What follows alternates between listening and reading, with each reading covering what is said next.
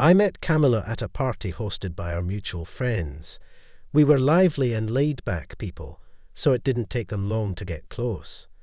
The relationship began to develop rapidly. What started out as casual dates quickly turned into cohabitation, and before we knew it, the prospect of marriage loomed on the horizon. Our life together seemed almost perfect. Camilla played the role of the ideal spouse.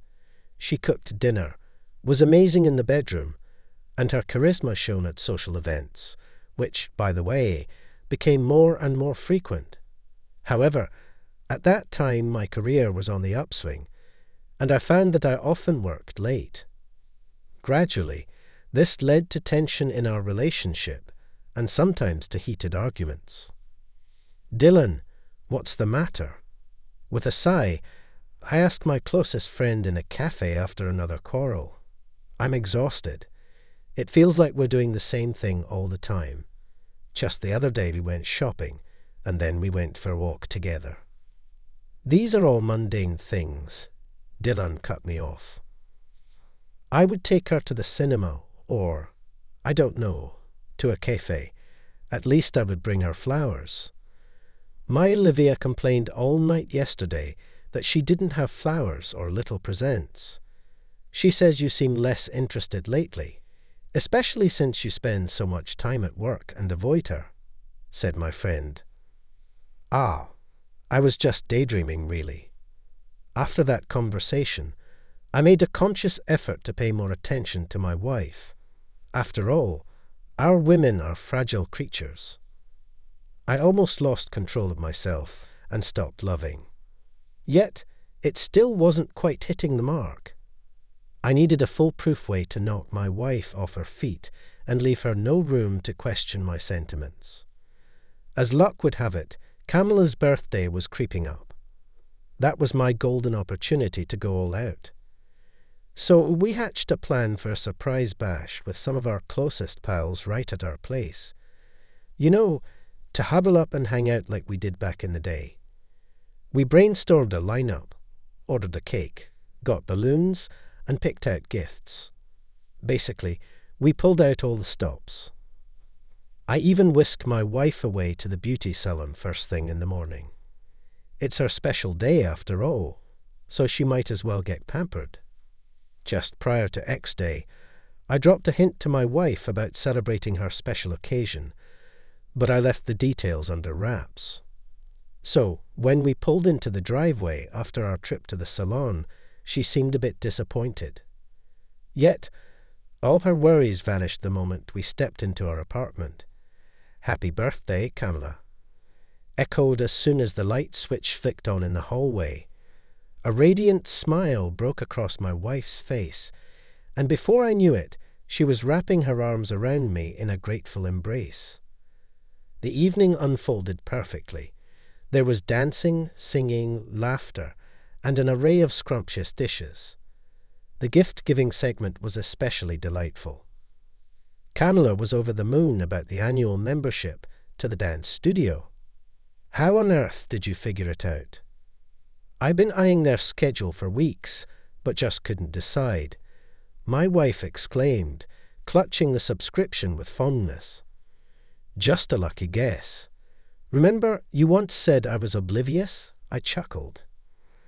"I take that back," my joyful Camilla replied, planting a kiss on my cheek. It brought me such happiness to know I had managed to surprise her. But I owe a huge thanks to Dylan, my best mate, who gave me the nudge I needed to pull this off. What a pal. Several more hours ticked by. The celebrants, now slightly tipsy from the bubbly and weary from the endless twirling and whirling, were winding down. Sensing the perfect moment, I figured it was high time to bring out the birthday cake. I got Camilla to clear a few plates off the table, while Dylan jumped in eagerly to assist and lend a hand for support as I fetched the candles from the balcony and sparked them to life. We were nearly set, but then I realized I'd dropped the ball on one crucial detail. I'd forgotten the lighter. I went to the kitchen to get a flashlight and warned Dylan that Camilla needed to be detained for a while longer.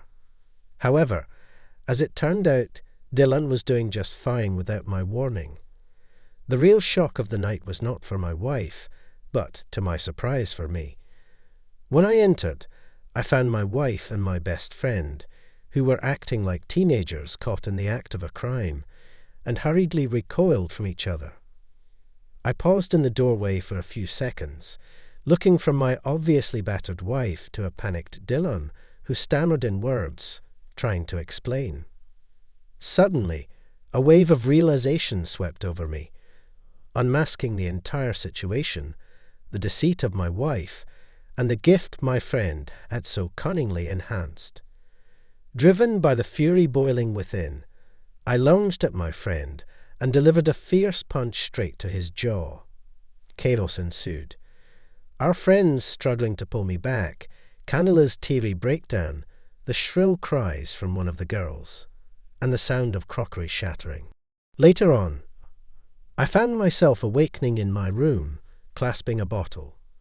Indeed, the celebration was unforgettable.